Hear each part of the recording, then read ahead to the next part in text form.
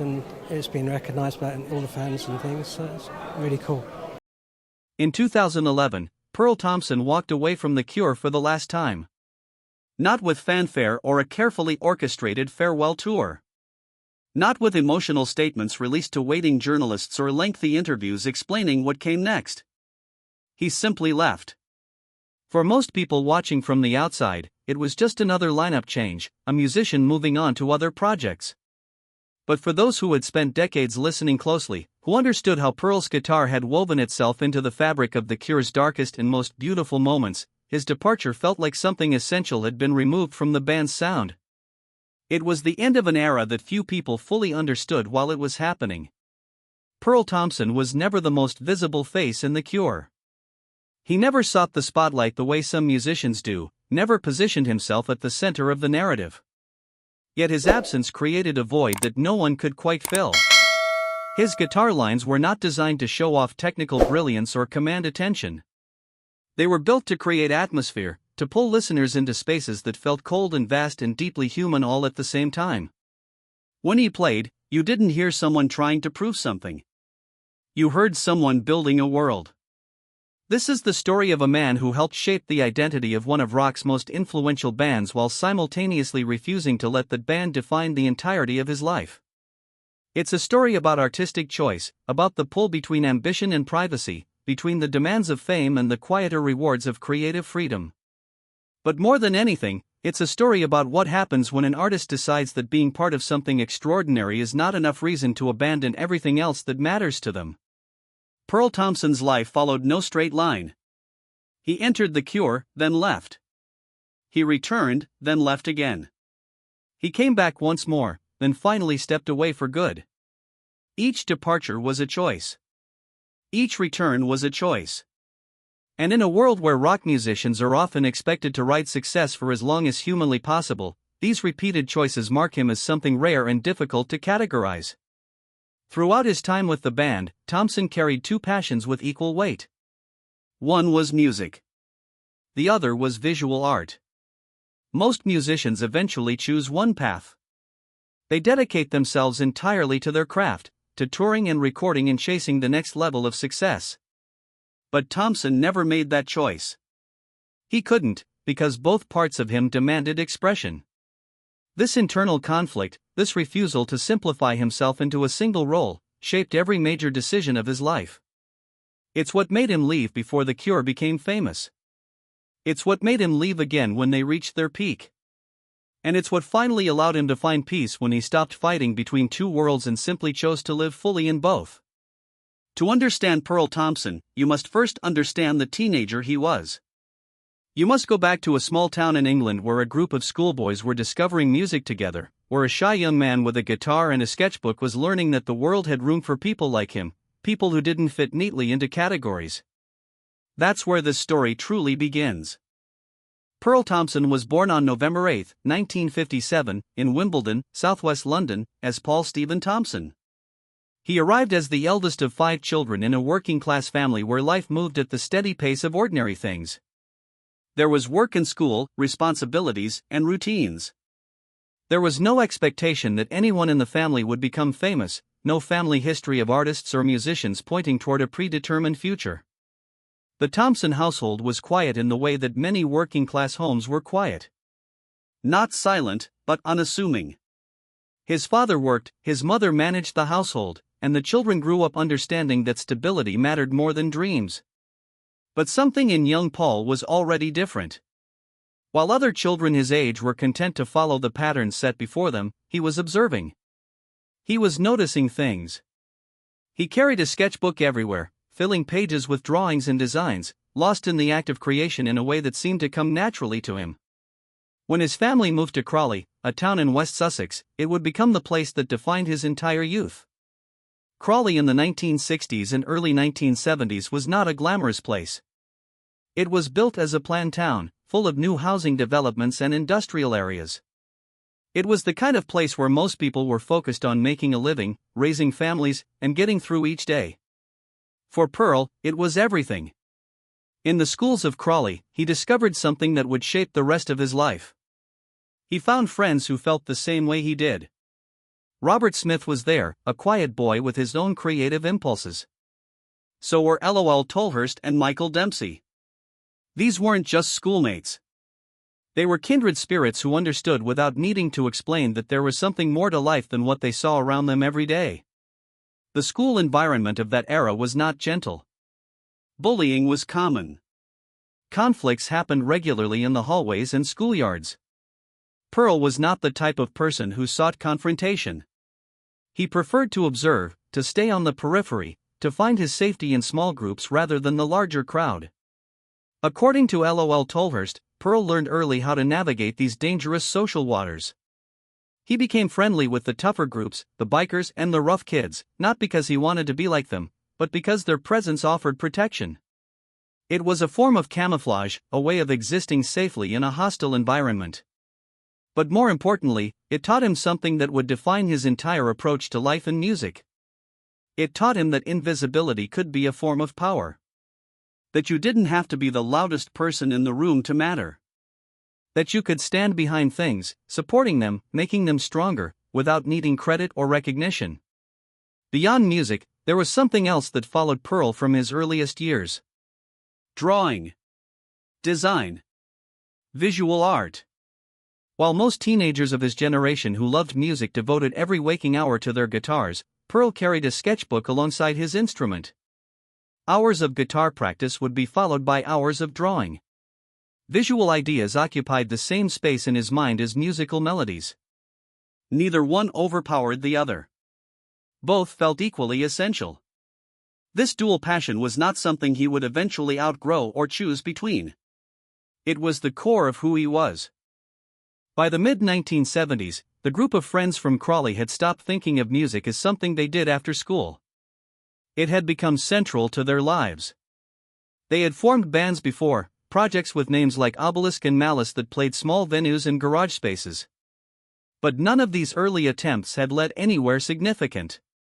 They were experiments, learning experiences, the necessary stumbling steps that all young musicians take before they find their direction. Then came Easy Cure. Formed in 1976, this was different. This felt like it could actually become something. The band had a core of members who were not just talented but genuinely committed to pushing forward. Pearl played guitar and contributed to every aspect of the creative process, from the music itself to the visual presentation of the band. He understood instinctively that a band was not just a collection of sounds. It was a complete artistic statement. The way they looked on stage mattered.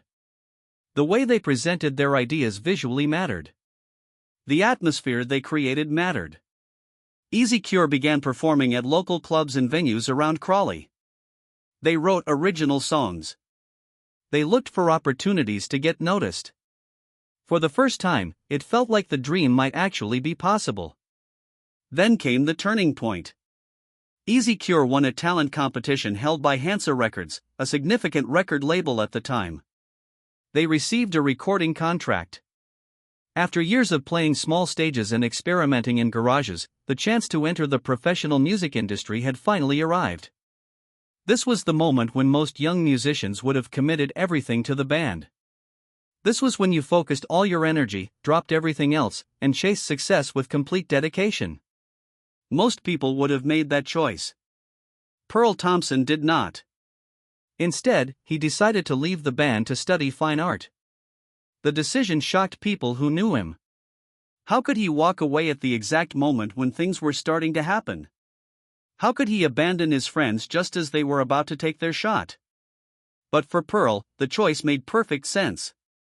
His passion for visual art had never diminished. It had grown stronger with each passing year. And he understood something about himself that many people never learn until much later in life, if they learn it at all. He understood that he could not be happy living a divided life, constantly choosing between two things he loved, always feeling like he was shortchanging one for the other. It was better to step away now, while the band was still small, while his absence would not cause irreparable damage. Better to pursue the thing that was calling to him most urgently in that moment. What happened next is important because it shows something fundamental about Pearl's character. The connection between Pearl and the members of Easy Cure did not break.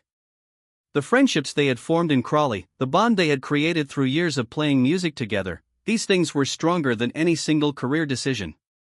Robert Smith and the others continued forward with the band. Easy Cure began its transformation into The Cure. They started recording and touring, gradually building recognition within the British post-punk movement. They were becoming something significant. Meanwhile, Pearl pursued his education in fine art. He stepped away from the spotlight entirely. He focused on painting, on design, on the visual arts that had always lived alongside his music. It was a quiet exit from the music world. No drama, no bitterness, no public explanation. He simply chose a different path and walked it without looking back. But the door was not closed. It was simply left open, waiting. By the early 1980s, The Cure were undergoing significant changes. The band that had emerged from Easy Cure was not operating smoothly. There were tensions in the lineup. There were questions about direction. The intensity of the early years had given way to a period of transition and uncertainty. It was during this moment of flux that Robert Smith and the others thought of Pearl Thompson. They reached out. They asked if he would consider returning to the band. After years away, pursuing his own artistic path, Pearl faced a choice. He could continue on the trajectory he had established, deepening his commitment to visual art and building a career as a painter and designer. Or he could return to music, to the friends he had grown up with, to a band that was now very different from the one he had left. In 1983, Pearl Thompson rejoined The Cure. He came back not as a guitarist initially, but as a saxophone and keyboard player, contributing to Robert Smith's experiments with new musical directions. It was a re-entry that acknowledged how much time had passed. The Cure of 1983 was not the Easy Cure of the 1970s. The band had evolved. The members had changed. The musical vision had shifted. But the core relationships remained intact. Pearl was not returning to a strange band. He was returning to friends he had known since childhood, people who had shaped his life in fundamental ways. What happened next defined Pearl's most important contribution to rock music. The Cure in the mid to late 1980s was searching for something. The band wanted to expand beyond the narrow confines of what post-punk could be. They wanted to explore new territories, to create music that was darker and more atmospheric but also more emotionally complex. Pearl Thompson became essential to that exploration. He moved back to guitar, and his approach to the instrument was unlike anything the band had featured before. Where other guitarists might play lead lines designed to showcase technical ability, Pearl created textures. He built layers of sound that existed not to stand out but to deepen the emotional landscape of every song. His guitar work was about creating space, about making room for feeling, about pulling the listener into the psychological world that Robert Smith was exploring through his lyrics. In 1985, The Cure released The Head on the Door. This album marked the period when Pearl's influence became undeniable. His guitar work on these songs was not flashy. It did not demand attention. But listen closely and you could hear how essential it was to everything the band was doing. The songs felt bigger because of him. They felt deeper. They felt more true. 2 years later came Kiss Me, Kiss Me, Kiss Me in 1987. This album showed Pearl at the height of his creative powers. He was willing to take risks, to experiment with sounds and approaches that other guitarists might have found too unconventional. Alongside Robert Smith's increasingly ambitious songwriting, Pearl's guitar work helped the band expand into territories they had never explored before. The Cure was becoming more than a post-punk band. It was becoming something else entirely, something that defied easy categorization. But Pearl's contribution extended far beyond what audiences could hear. He was also deeply involved in the visual presentation of the band. Working alongside designer Andy Vella, Pearl helped develop what would become known as Parched Art, the creative unit responsible for The Cure's visual identity. Album covers, concert programs, poster designs, promotional materials, all of these carried Pearl's fingerprints. The visual world of The Cure was not separate from the musical world.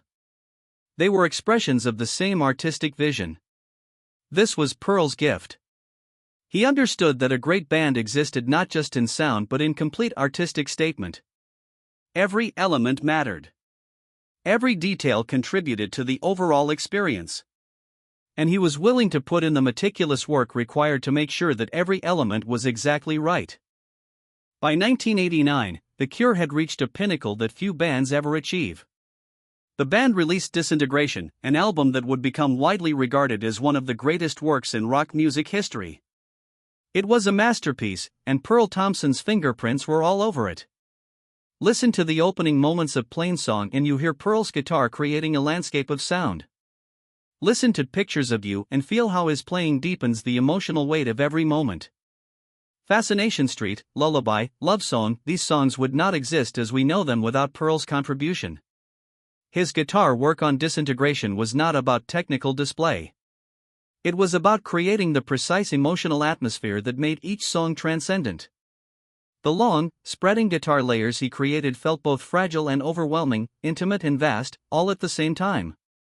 They were the sonic equivalent of being lost in a dream, of experiencing beauty and sadness simultaneously. Disintegration catapulted The Cure to a level of international fame that none of them could have fully anticipated. The album sold millions of copies. It made the band one of the biggest rock acts in the world. Suddenly, The Cure was not just a critically acclaimed alternative band. It was a phenomenon.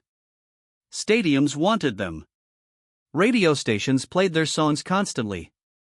A generation of people who had never heard of post-punk discovered The Cure through this album. And through The Cure, they discovered Pearl Thompson. Yet even as the band's fame expanded to unprecedented levels, Pearl remained characteristically invisible. He rarely gave interviews.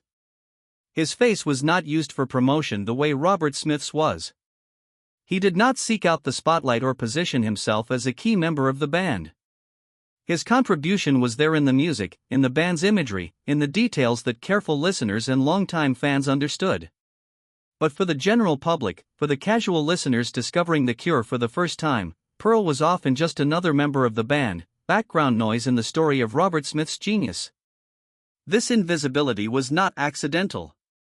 It was precisely who Pearl was. He had learnt early in life that you could be essential to something without needing to be at the center of it. You could build something important without requiring recognition for your contributions. You could be powerful without being prominent. Throughout the early 1990s, this contradiction at the heart of Pearl's existence became increasingly difficult to ignore. The Cure continued to grow. The touring schedule became more demanding. The band played larger and larger venues to bigger and bigger crowds. Success, which had once felt like something to aspire toward, now felt like a treadmill that never stopped moving. Pearl was a husband and a father. He had 4 children. While the band was touring, his family was at home, growing up without him. While he was standing on stages across the world, his wife Janet was managing the household, raising the children, and maintaining the life they had built together. The distance between these two realities became impossible to ignore. By the early 1990s, Pearl Thompson began to think seriously about what his life was becoming. Success had arrived. The goals he had set for himself and his bandmates years ago in Crawley had been achieved and exceeded. The Cure was one of the biggest bands in the world. But success had come at a cost. The cost was time with his family. The cost was privacy. The cost was the ability to live according to his own rhythm rather than the rhythm of the music industry. For Pearl, these costs were becoming too high.